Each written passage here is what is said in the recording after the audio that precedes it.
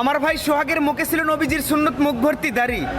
এমন একজন মানুষকে তোরা নৃশংসভাবে কি করে এই দুনিয়া থেকে বিদায় করতে পারলি?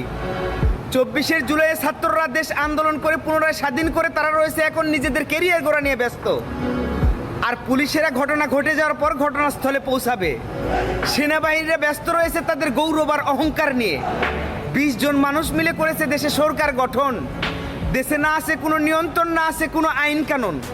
তারা তো তাদের জায়গাতে সেবে আছে।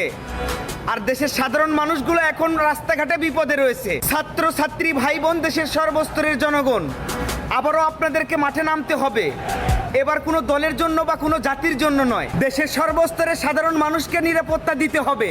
সন্ত্রাসবাদীরা যেভাবে আমার ভাইকে এই দুনিয়া থেকে বিদায় করেছে, তাদেরকেও ঠিক এইভাবেই বিদায় করতে হবে।